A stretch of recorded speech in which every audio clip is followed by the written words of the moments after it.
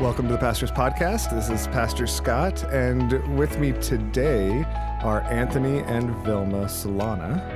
Hey, guys. Hello. Hello. They can't hear you nod, Anthony, and that's the problem. The Anthony and Vilma, you may or may not have met them. They are relatively new to the Cornerstone family and joined us in the past year. But as we've come to realize, for a number of families in a number of different ways, as we've even heard stories over the last few weeks and couple months, for a lot of families, the pandemic was, in fact, not the most consequential thing going on in many houses this year. But for some, simply the backdrop to other either crises or stories of redemption. And I'm excited for you to get to hear just a bit of one of the situations and the stories in a home this year that has really just been an overwhelming blessing for me to see. Not always easy, but incredible to see God working in your guys' family. So thanks so much for being with us, and thanks for sharing your story today. Be willing to share your story today. You're welcome. Thank you. Thank you. So it's been quite a year for your family. Can you just paint us a picture of where the two of you were at a little over a year ago when the pandemic began? Well, about 3 weeks before the full shutdown, we were looking for divorce attorneys. A long backstory, which I know we don't have the time for unless you want to do a docudrama, multi-series, which we could. But I'll focus on myself in terms of setting the table. Yeah. Due to a lot of childhood trauma and unprocessed grief, primarily being the death of my parents when I was a freshman year in college, and there's a lot of history there. It manifests itself in some very destructive behavior, and a lot of acts of self-sabotage, a lot of broken relationships throughout the history of my life. And I fell in love with this amazing woman, and we got married, but sadly I committed a lot of acts of self-sabotage and didn't truly honor my vows. And including also in my life, stopped speaking with my family shortly after we met and weren't even invited to the wedding. And carried a lot of guilt for a long time over a lot of different things. And although I love her deeply, and I've always loved her deeply, slowly the relationship wilted and died. I had two young boys, and really much focused on that, on raising them, but really didn't invest in our relationship. So we had talked about, there had been episodes where we had talked about divorce, but about 3 weeks right before the pandemic, we, in essence, had decided that was going to be the direction we were going to head into. But then we decided to give it one more shot. How long had you been married at that time? We're coming up on 10 years. Actually, our 10th year anniversary was fast approaching. Okay. And so we were going to seek out counseling, and then COVID hit, and we went on full shutdown and literally went on survival mode at that point. Yeah, so all the plans, all the kind of out the window. Dynamics, yeah. It was just like, it was literally now we're just trying to survive. Now we're trying to survive. Yeah. And then, so you kind of went into survival mode, right? Just tried to figure things out, figure out your work situations, figure out the boys' school situations and how to do all that. And then how did things progress from there in the spring into the summer? Well, Anthony actually had weight loss surgery in January before the pandemic. So one of the benefits of that was that we were actually eating pretty healthy, which helped us a little bit. Okay. But going into the pandemic, Anthony works in HR. I'm an attorney. So his workload just skyrocketed. Yeah. He was on calls from, day in, day out, weekends. We had at the time a 2.5-year-old and a 7-year-old in first grade. And it was like, we were literally like, okay, at what time do you have a call? What time do I have a call? Like, at what time does he have Zoom? Like, what is Zoom? We didn't even know what that was.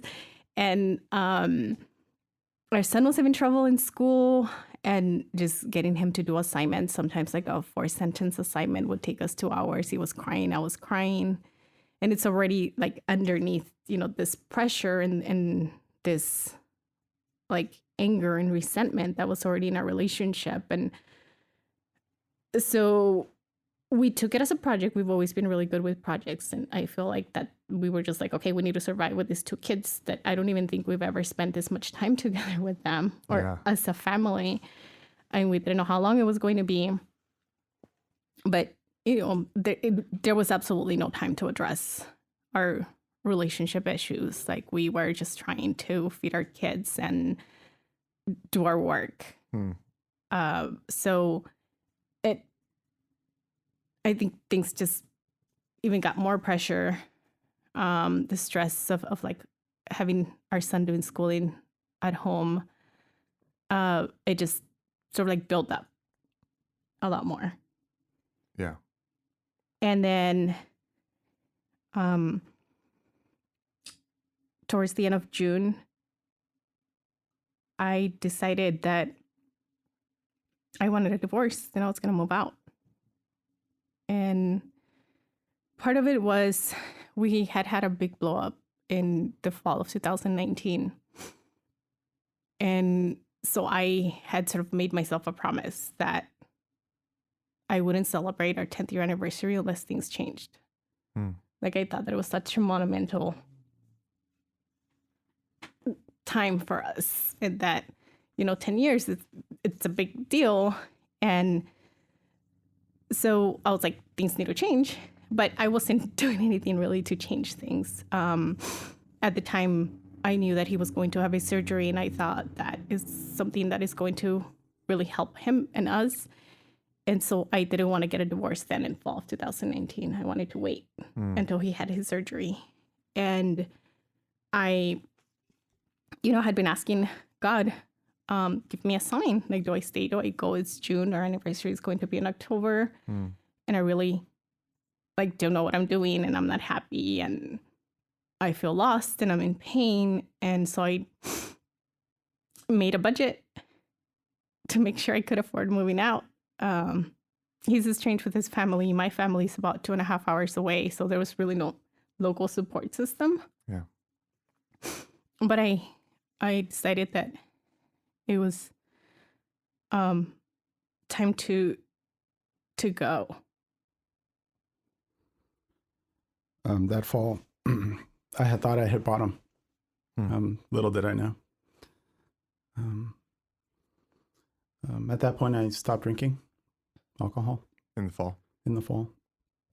And I started the nascent stages of establishing a relationship with God. That I grew up Catholic. I actually went to parochial schools, but walked away from my faith a long time ago. I was very, very angry and very hurt. But started taking some steps in terms of my personal life and individual work that I was doing to address a lot of longstanding issues, including seeking individual therapy. By that point, I'd been in therapy for about a year or so.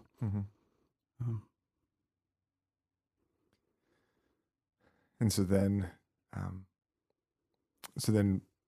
Vilma, you made the decision to move out, and you said you had thought the fall was rock bottom. But you came to realize that it was still coming. Absolutely. After Father's Day, I noticed a change, that something was going on. But I couldn't put my finger on it, and like a lot of things in our relationship, just buried it or ignored it. And then on July 1st, she asked for a divorce. And it was devastating. And although we had talked about it before, and in fact, I'm the one that ended up finding the mediator we used. We did a mediated divorce. It just made it real because it was concrete and in front of me. Yeah. Yeah. And I don't necessarily want to make you even just relive the realities of those days, right? As you were navigating life, living apart, trying to figure out things with the boys, and trying to figure out the logistics while also navigating this hurt and things like that. But what was going on for each of you? Like, how were you processing then life moving forward last summer in July, August? What did that look like? Well, I really, after having that conversation on July 1st, I didn't know what to expect. I thought that he might be angry. Like, you hear about all these divorces and people are like just devastating to each other. And so I moved quickly. I found an apartment right away. I ordered furniture online, ordered a bunch of things on Amazon. I decided that we decided that he was going to keep the house. And I didn't want to take much from the house because I wanted the kids that at least when they were home, they would feel like it was home. And then nothing has changed, which I was ignorant because I came to realize how much pain we caused them. But I just moved as quickly as possible. 3 weeks later, I moved out. And we decided, there wasn't much to dispute. Like, we decided we would have the kids 50-50 custody. And so the weekend that I moved out, Anthony took the boys to Big Bear just so they wouldn't see me moving out.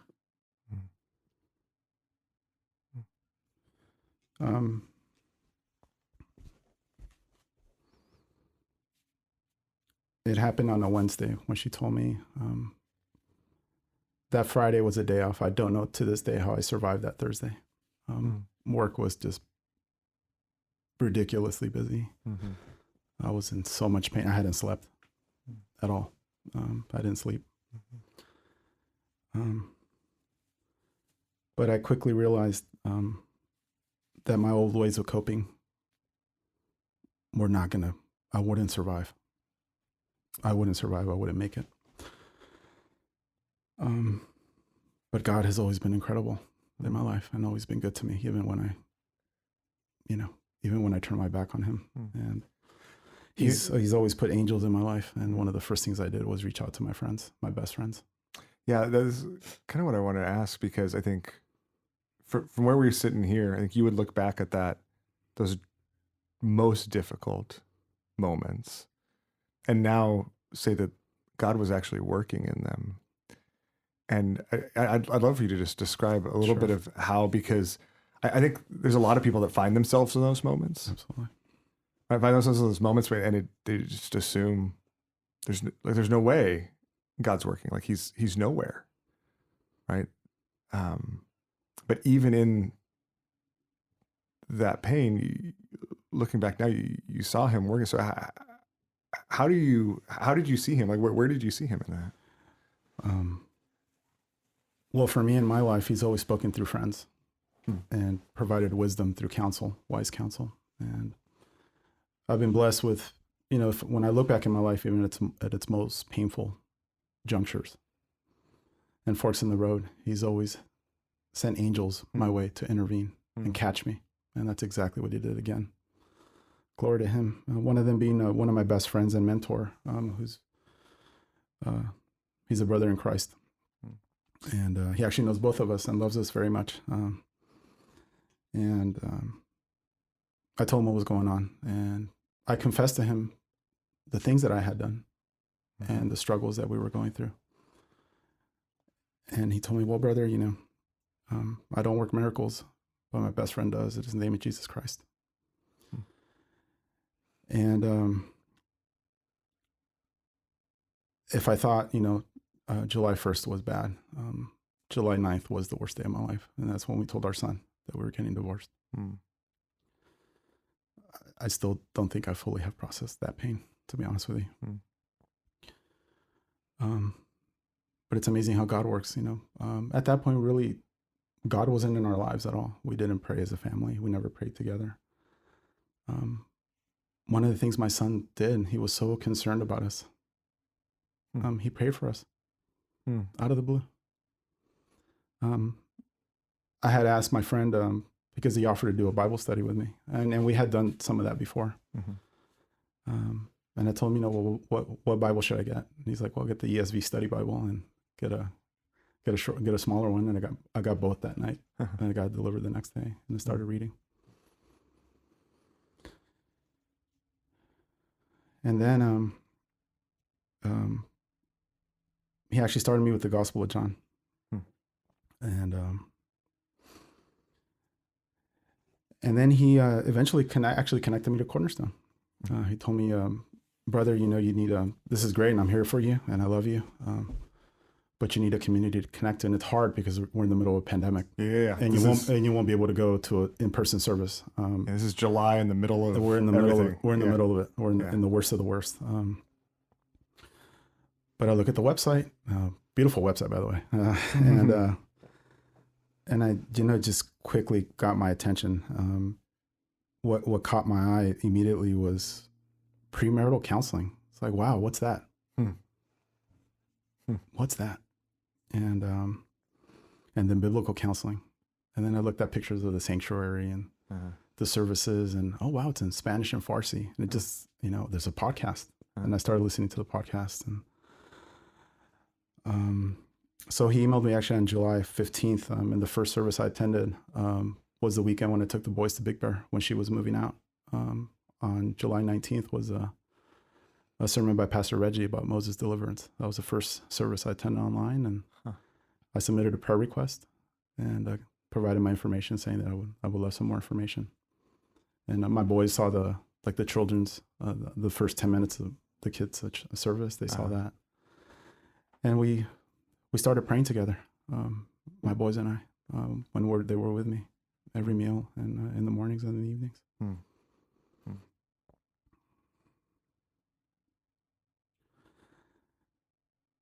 And I actually bought your book. I bought your book. I started listening to the podcasts, and this book called Loving Messy People. And if I'm not messy, I don't know, you know, if I don't, Matt just kept mentioning it. You know, well, yeah, I mean, it was like, buy this book. Otherwise you won't be part of the church if you don't buy this book. Great book, by the way, everybody, if you haven't read it. I heard it's the most popular book in Cornerstone. But, you know, really just shortly thereafter, actually, was looking at the videos for the kids, and I just thought it was so well done and so beautiful. And in terms of realizing that my ways of coping before would not help, and this amazing signal from my son when he started praying for us. In those especially those 3 weeks when she was moving out, I would read Psalms a lot. And I wanted to provide something for my boys that I couldn't provide. And that was God's glory and mercy and protection and being his fortress. And I asked them for wisdom. You know, she's very generous in terms of saying how graceful I was, but I felt like such a failure. And we actually, you know, we were speaking. We probably had more in-depth conversations during that 3-week period than we had in the past 5 years, 6 years of the marriage. And I determined that with his help and his hand on me now in retrospect, that if I failed as a husband, I wasn't going to fail as a co-parent, and I wasn't going to fail as a father. And they needed their father more than ever. And she needed a co-parent, even if I wasn't her husband anymore. Because I was going to be in their lives, and I wanted them to respect and honor and love their mom because she's amazing. And I wasn't going to destroy that because of my hurt and pain.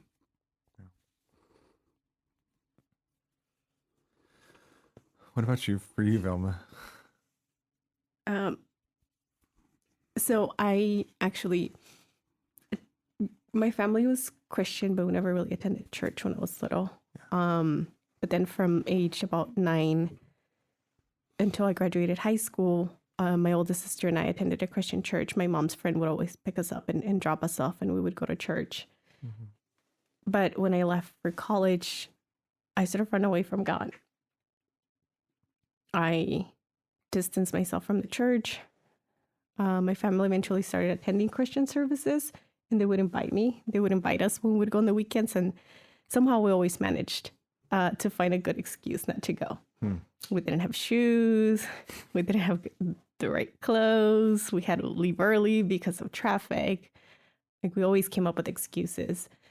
And for a couple of years, I think we had been talking about potentially finding a church. Like, I wanted to introduce the kids to God. I wanted them to know that, Christmas is not just Santa Claus with presents. Like, there's a lot more to it.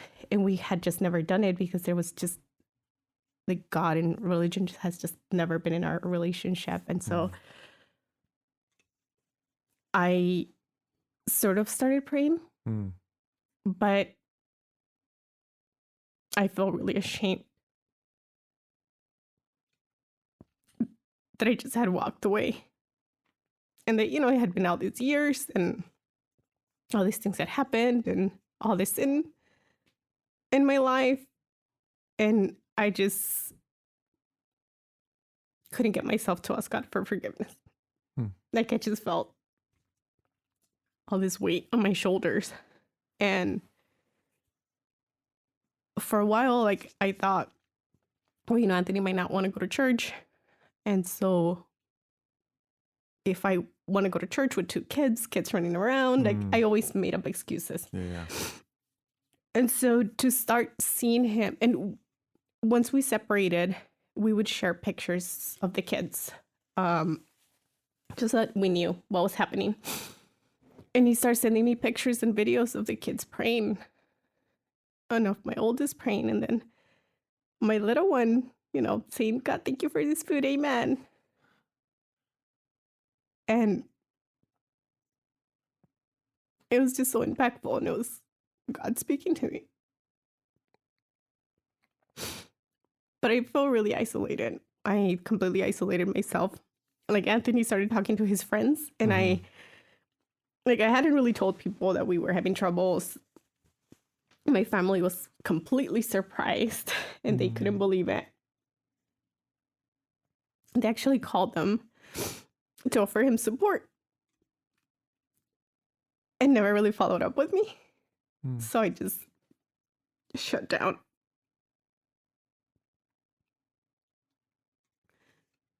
And so I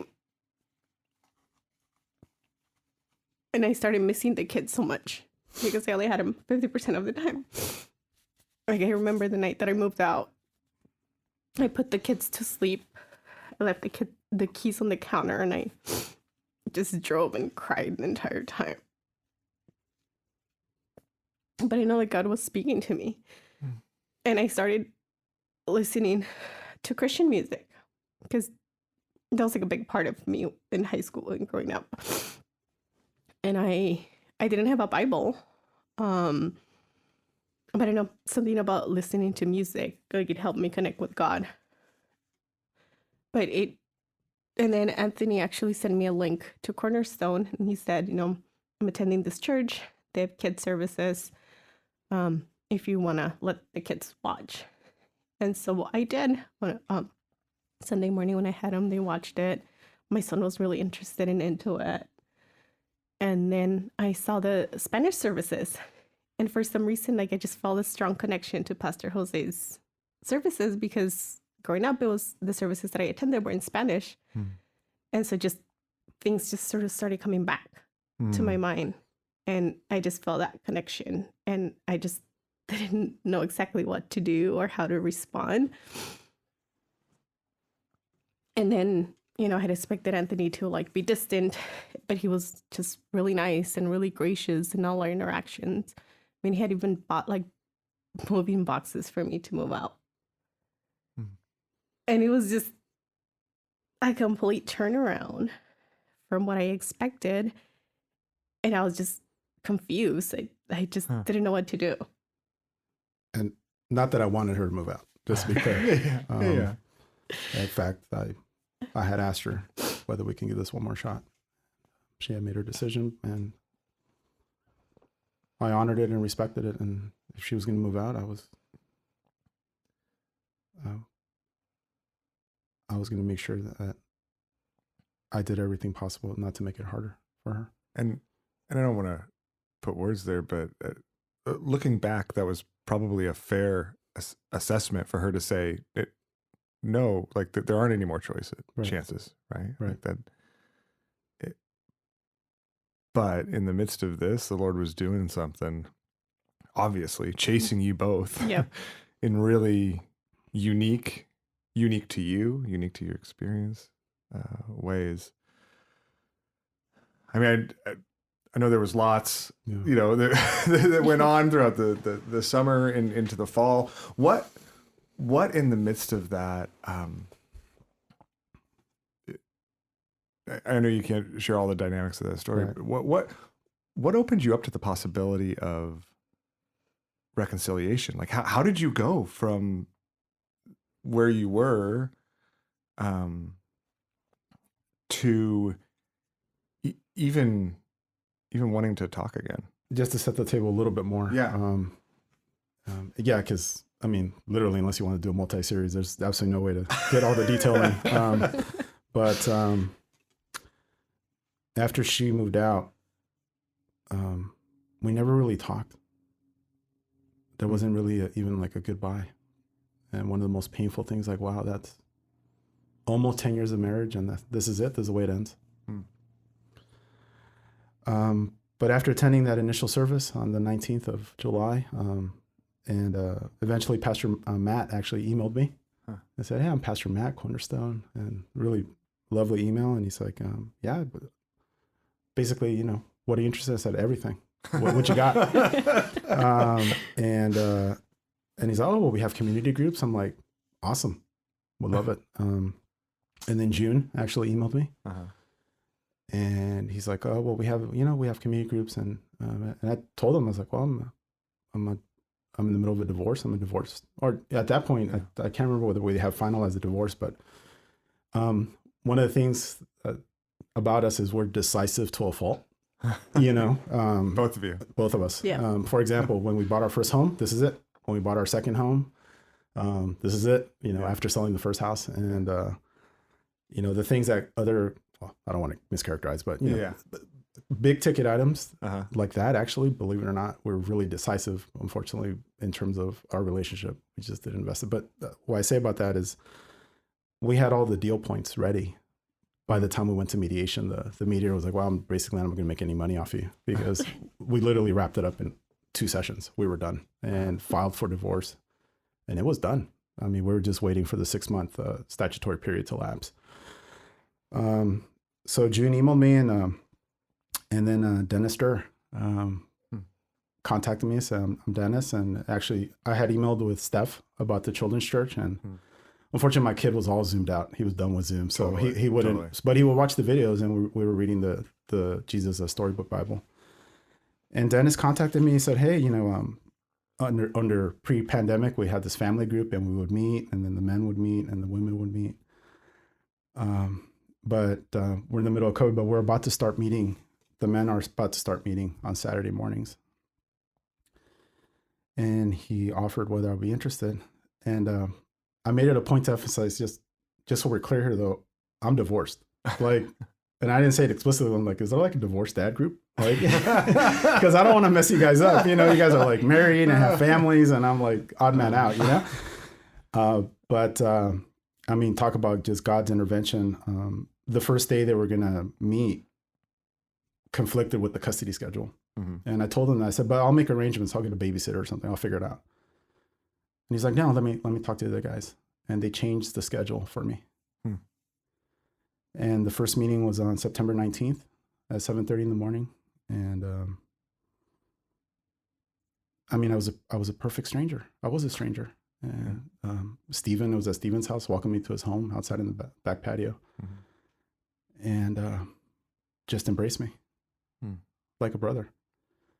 And at the tail end when we were doing prayer requests, and then I'll never forget this, Dennis turned to me, he said, is there any room for reconciliation? Is there any possibility for reconciliation? And at that point, Pastor Scott, I have to be truly honest with you, I had zero hope. None. I like to read a lot. So I said, well, if I'm going to do this right, whatever that means, what's this co-parenting thing? So I bought every book I can find on co-parenting. And one of the things I strongly recommended is to seek support. And I started this support group online called Divorce Care. And it's a Christian-based program. I actually started that on the 10th of September. And one of the things the group leader said is, God works miracles. But I didn't, when she said that, I said, yeah, but not with me. So when Dennis asked me that, I had basically lost all hope. And later that day at 1:58 p.m., she emailed me saying that she wanted to talk. That same day. That same day. And so on my end, I had started noticing like how gracious he was. And my son started saying how, daddy was nicer. And like he started noticing changes in dad. And he told me about it. And I missed the kids a lot. And then, but, in sort of my mind, I was like, I've been wanting a divorce for years.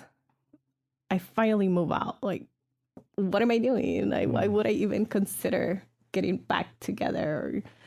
But then I sort of remembered about like this prayer that I made to God in fall of 2019 of like, I need change before the 10th anniversary.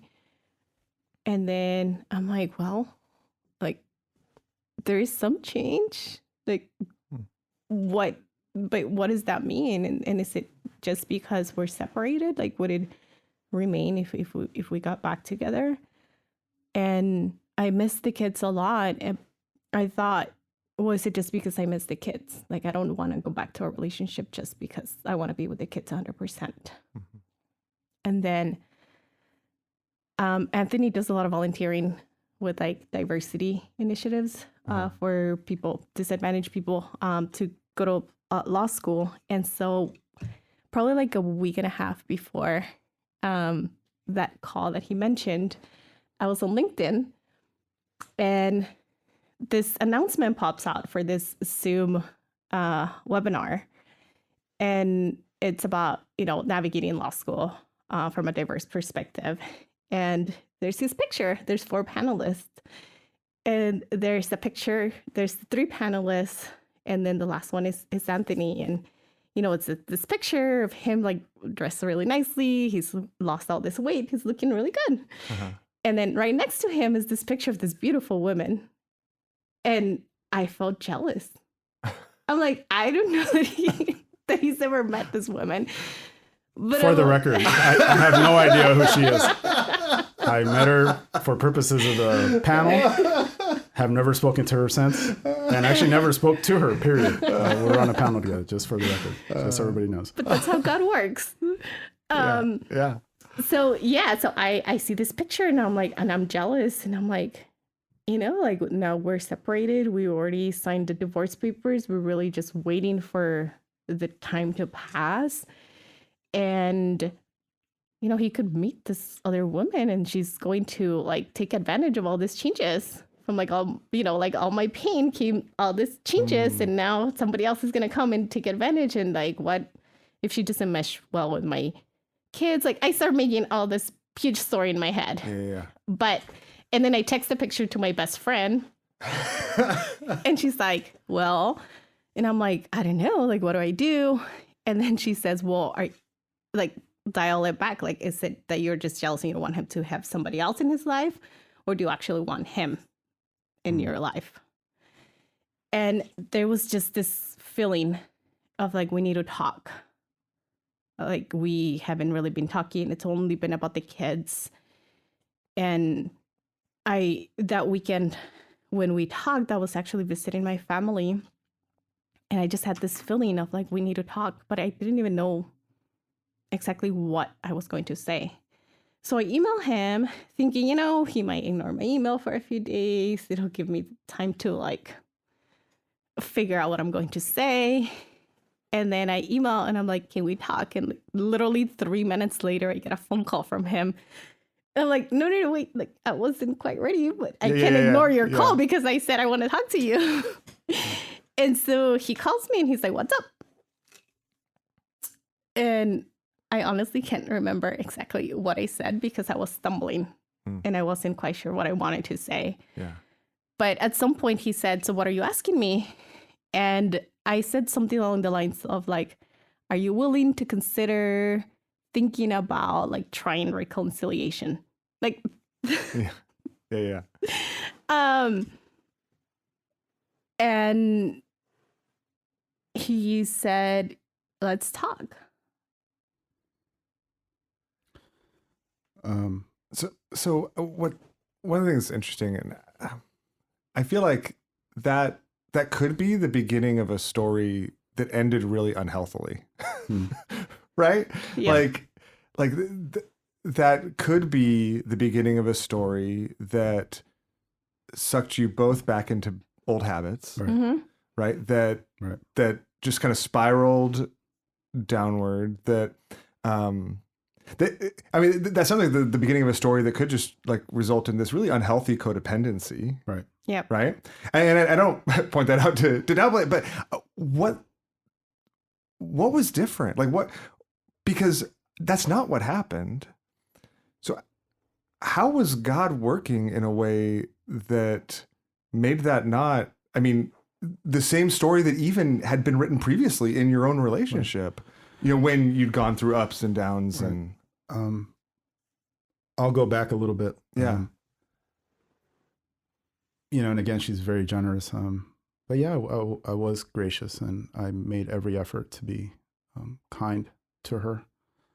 But it wasn't because I was trying to win her back. For me, it was over. It was absolutely over. And I prayed a lot, but I never prayed to God asking him, oh, please bring her back. My prayers were always for her protection, for my boys. In fact, the first prayer request with the men was, pray for her, that she's okay. And even in the course of mediation, I remember her telling her distinctly, I wish you the absolute best. That conversation when she emailed me, and I just to know probably the biggest difference. At the end of that conversation, I asked her whether she'd be willing to pray with me, and we prayed. The first time we had ever prayed together, and then we met the next day, and put it all out on the table. A very difficult and painful conversation. But I went into it saying, God, you're in control. My life is in your hands. And you tell me what you want me to do. And at the end of that conversation, I told her, and had actually written notes for myself, much like I have in front of me, because I didn't want to lose my train of thought. And the last thing I told her before we, when we ended that conversation, I said, we both had agreed that if we were really going to explore this, it would have to be a brand new relationship. And then literally quote, I had this in my notes. Most importantly, we need to turn to God and seek his wisdom, protection, love, and grace. That we need to put him in the center of this, if this has any hope of working. And this was something totally different. Like we never talked about our differences in our relationship. We always just bottled things up, and we never really talk through things. And so going into that conversation, for me, I was like, okay, well, it's over. We've signed divorce papers. It's just a matter of time. Like I have absolutely nothing to lose. I am going to tell him, how much painful things have been, things that I have done, I'm just putting it all on the table. If this is going to work, I'm going to be 100% honest because I have nothing to lose. Like, we're already done. And I had no idea where this was going to go. Like, I thought, maybe he will just get up and go and be like, it's over. Yeah. But I just didn't want to hold this resentment anymore. I didn't want to have this pain anymore. Like, I knew there had to be something new. That we needed God, that we needed his guidance. But that we couldn't have all the past like lingering in the background. And it was very scary. Like, I had no idea what was going to happen. I had no idea if it was going to work. But we've always been very focused on our boys. And I think that one of the things that, so we decided that going into it was that, if it helped us heal a little bit, that it would help us be better co-parents at the very least. And so something good might come out of it. Yeah. It's so interesting because I feel like what I hear both of you saying, there's a way that we could look back at the last year and what the Lord's done and be like, oh, look, the Lord did a miracle. But it wasn't like, it's almost underselling it. Like, one miracle wouldn't have done it. Like, there was this series of miracle after miracle after miracle where God was doing over and over things that you'd never experienced, that you'd never tried, that you'd never had the courage to step into, right? I mean, and rightfully so, right? That you never had the grace to be able to respond. And so it was just like this incredible like domino of miracles. Well, perfect segue. I mean, one of the things I omitted was shortly after we separated. I remember distinctly I was start because I had lost all this weight. I've lost a total about 140 pounds, thank God. Yeah. And talk about a miracle. Yeah. In the middle of a pandemic with obesity. Yeah. I was morbidly obese. Assuming didn't catch it and was it asymptomatic, I mean, it probably would have taken me out. Yeah. I remember running on the beach and just thinking about how courageous she was. And just the amount of respect and pride that I have for her. And that's very painful to say because she left me. Yeah. Right. But then I started assessing all the resentments I had in my life. And that day I called my family. And that's a whole separate story, but I reconciled with them and talk about grace and mercy because they could have been, oh, now you need us now. Divorce guy, failed marriage, but nothing but. They embraced me with open arms. And I shared that with her because I said, hey, I'm gonna take we're in the middle of a pandemic. I'm gonna take the boys to visit my family. Are you comfortable with that? She said, I'm so glad you finally did that because she would push me to do that because she knew it was such a source of pain in my life. Yeah. So absolutely right. I mean, miracle upon miracle that he worked and made possible. So then, I mean, I don't know, fast forward in a sense, like how did you then go from this phone call and the possibility and consideration to, I mean, spoiler alert, right? to moving back in at the end of the year? Was it I'm trying to remember. Is it December? December. It was late December. Yeah. December. Right. Like, so, what led you to end up being able to move back in together? Well, we had done a little bit of counseling through a really good friend of somebody that I know really well. And during the summer, one of the things I offered or proposed to her was, why don't we do counseling for co-parenting? So we did a couple of sessions. So immediately after having that conversation, we called him literally, I think the next morning and had a few sessions with him. And it was good. I mean, it gave us some initial steps, concrete steps to take forward because we were, okay, what do we do? Like, how do we do this? And then Dennis basically said, and I had read that, a Cornerstone offers counseling. I had read about it. And And just to go back there a little bit, when I remember vividly looking at the website, and I said, God, I wish we could have done something like this. Huh. And fast forward to, I submit the counseling request. You contact me, Pastor Scott. We meet individually. Yeah. I share with you the story. I took the book. You signed it for me. I was a big fanboy. You know, I asked if I could sign it for you. I'm like, oh, you have the book? Would you like me to sign that for you? I remember, I think you tore it out of my hand, if memory serves, out here in the courtyard. It's a prized possession. That's right. It's the most prized possession I have, just so you know, Pastor Scott. I had shared with you that actually we had planned a trip to Santa Barbara. Yeah. And actually was the first time we had spent together alone since we had our boys. Mm-hmm. You prayed for us. And then we met with you the first time. We celebrated our 10th year anniversary actually, and had a lunch. Yeah. Nothing. Yeah. But actually made it quote to the 10th. And but our first meeting with you was on October 26th, and started biblical counseling. Sorry, I didn't mean to interrupt. I know. I mean, we quote unquote celebrated our 10th year anniversary, and it was our other counselor sort of recommended that we at least acknowledge this date, because we really didn't know what to do. We're like, we're not together. We have no idea where this is going. We're totally afraid. Mm-hmm. But we went to lunch, and he said, like, I don't just want for you to like try to see if it works. Like if if it's going to like sort of like, what is the purpose of this? Yeah. And then I told him, I don't have a plan. I don't know. Like, I'm just walking into this and hoping for the best, but I have no idea what's going to happen.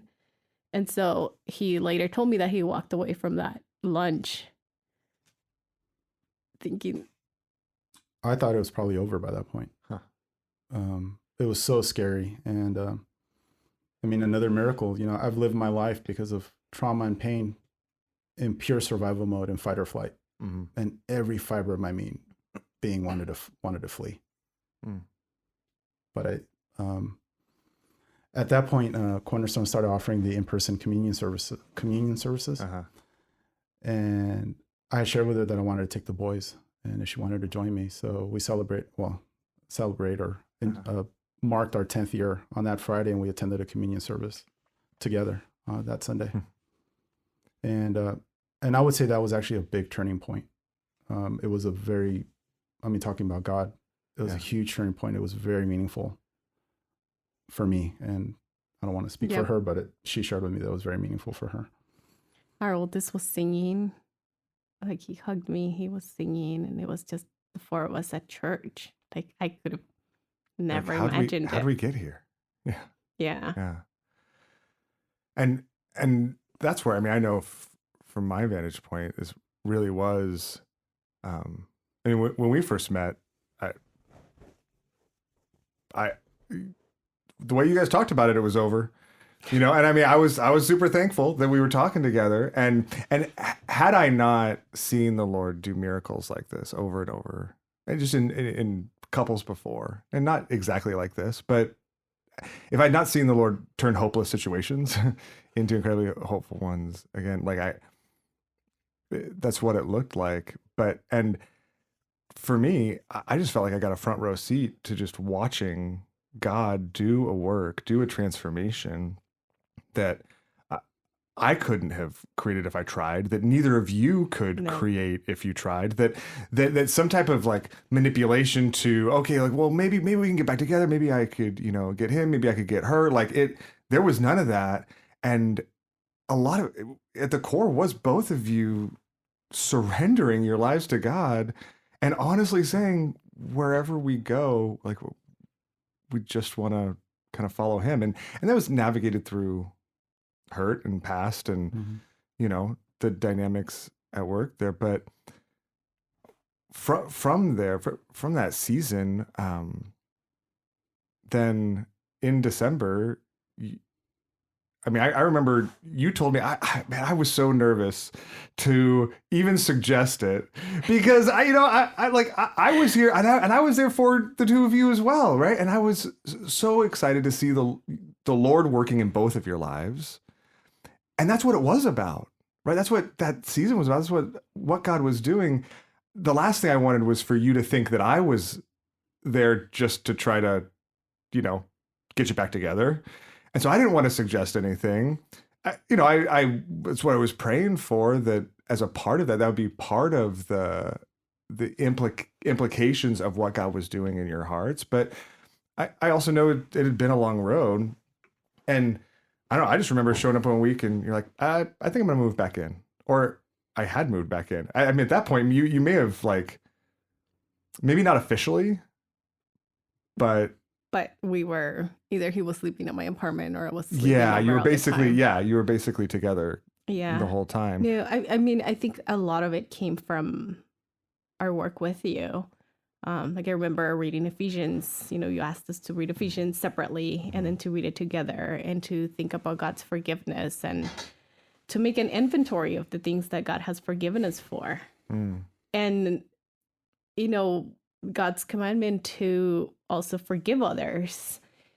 And, just realizing how graceful God is and how forgiving he is and everything that he has forgiven us for, and how could we not forgive each other. And I remember the sheet that you gave us, and I still have it. I have it right here. And at some point you told us that we needed to consider forgiving each other, and that we could start with the small things, and that if we got stuck in the bigger things, that we could talk through it with you. And we had never asked each other for forgiveness. That was not a word that was in our vocabulary in our relationship. And so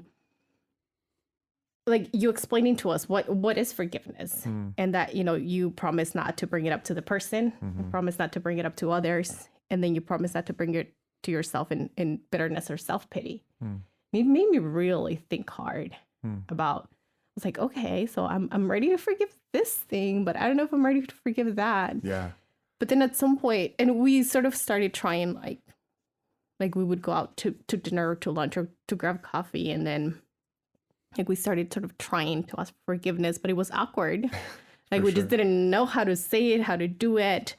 But then we reached a point where I was like, I'm tired of taking these baby steps. I am ready to just let go. I just want this pain to go away, because every time I remember these things, it just causes more pain. And I'm just ready to let it go, to get past it. And I know that at some point I'm going to remember them, and it is going to feel painful, but I don't want to just relive through them and just not knowing what to do with them, knowing that they happened, knowing that they still hurt, that they're still in my memory, but I didn't know what to do with them. Yeah. It was just this weight on my shoulders. And so at some point we, actually on his birthday, we went on a hike. And at that point we had decided, to sort of recommit to ourselves. And, I had ordered him a new wedding ring because his old ring didn't fit anymore. And so I told him, I was okay, if we're going to do this, you need to propose again, because the first time you proposed, I had just graduated law school. I was studying for the bar exam. He shows up with his little lunchbox, and I'm in the kitchen, and then I turn around and he's there on his knee proposing. I was so let's do it a little different this time. I thought it was adorable, personally. I thought it was absolutely adorable, but go figure. Let's do it a little different this time. And we went again. I mean, there's so much detail. My best friends took me hiking when I was in the worst of it, and I remember hiking. I was like, I wish she was here with me. It's so beautiful. So that's where we went. She asked me what I want to do with my birthday. I took her on this beautiful hike, and I proposed to her. I gave her one of the things she left behind was the wedding rings. So I gave her the ring back and asked her to marry me. And she said yes. And we exchanged rings in front of you, Pastor Scott. Yeah. And you prayed for us, and amazing. And by that point, she had moved in. on December 6th. Yeah. She had moved in. And then, you know, like I said, well, the worst day of my life, one of the best days was one of the commitments that we made is, I can't emphasize enough that this was a process, and it was painful For sure. and hard. Because I've never been one to forgive.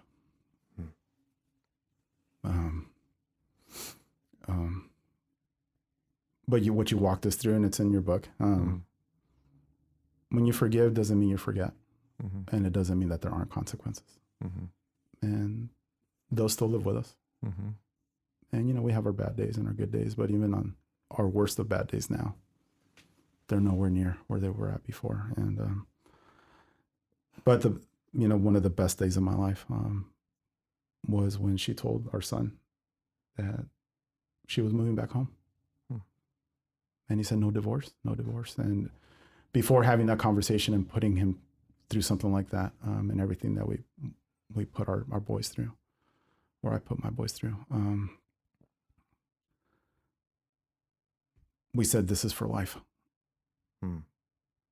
Like, divorce is off the table. We're in it 100%, more than 100%. And here we are. Yep. And here we are. We said it's a new relationship. God will be at the center. And we're never doing this to the kids again. So we need to be like 100% in, because like, we didn't just go through all this to then do it all over again at some point. Yeah. Okay, so, I mean, as we kind of wrap up, but where is your relationship now? Well, we communicate a lot more. We, as he mentioned, you know, there are days where we have triggers, but we pray a lot. We do a daily devotional. When we got married, my aunt gave us a Bible and a book with a 1 year of devotionals. I didn't know she had given it to us because we literally stored it away. And Anthony found it when I was moving out and he was packing our wedding stuff. So right the Saturday after Thanksgiving, we decided to start reading it. And so we've been reading a devotional every day. And sometimes the topics are really difficult and there's tears and there's pain. But we really put God in the middle. We communicate. We give each other the benefit of the doubt. And I just personally, for me, like I sometimes just have to talk myself out of anger. Yeah. And make sure that, you know, like, no.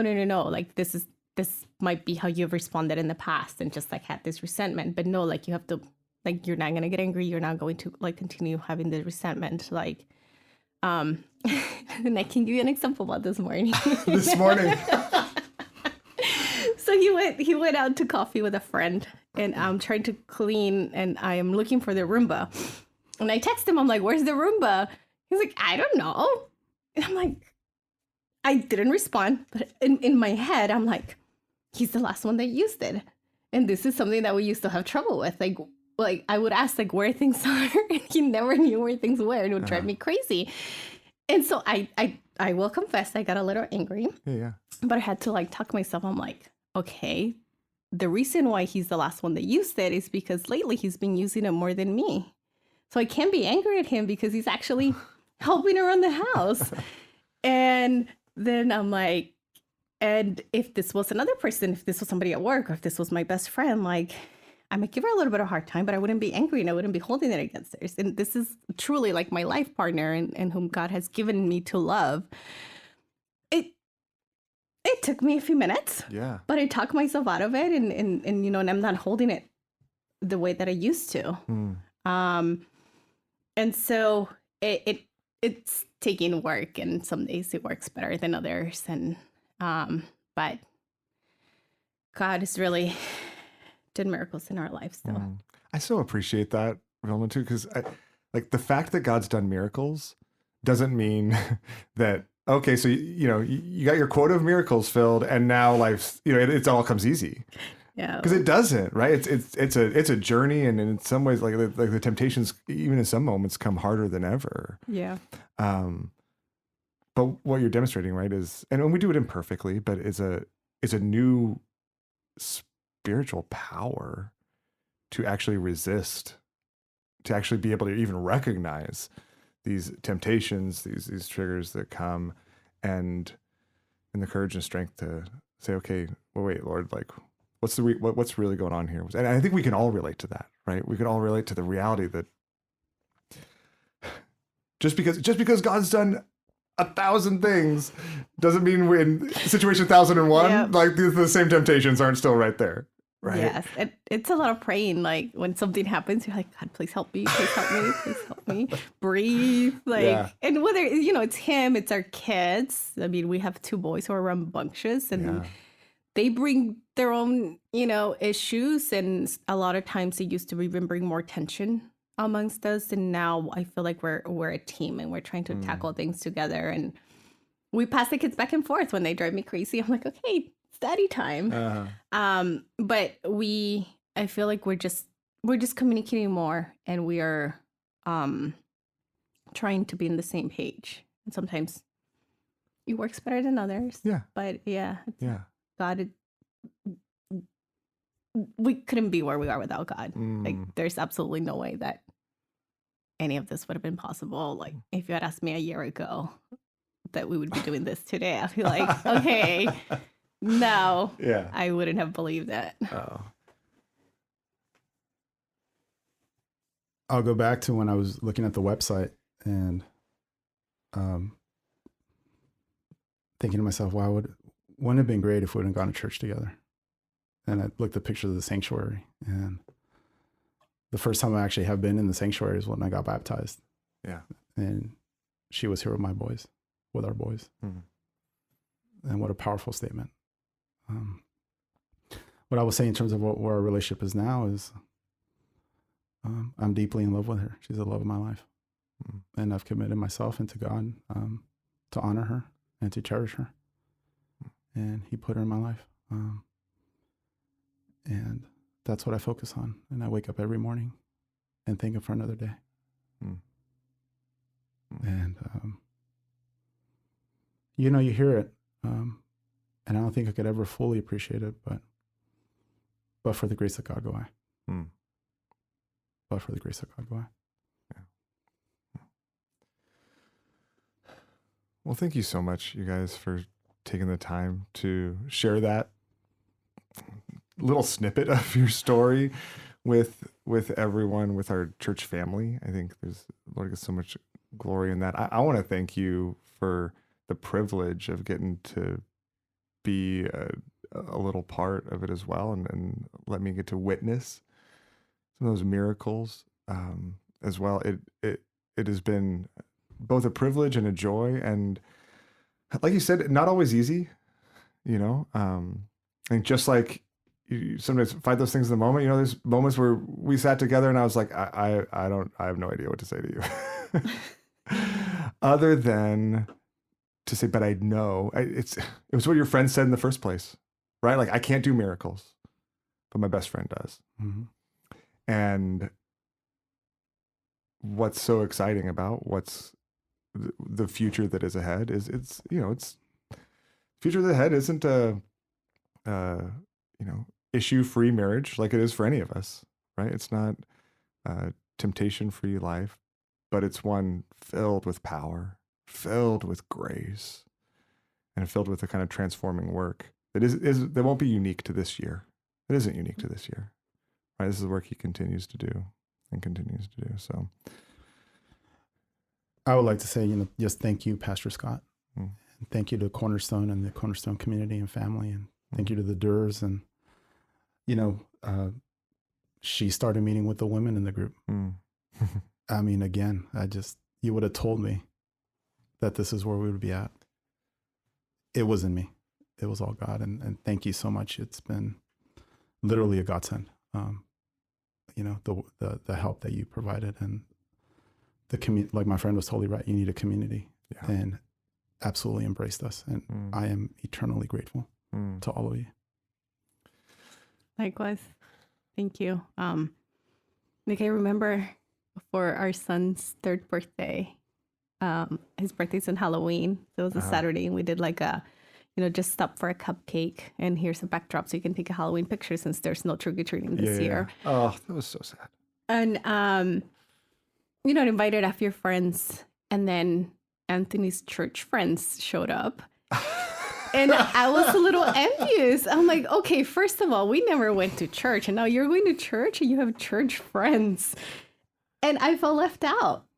And now, like eventually you connected me with staff there and with Alina.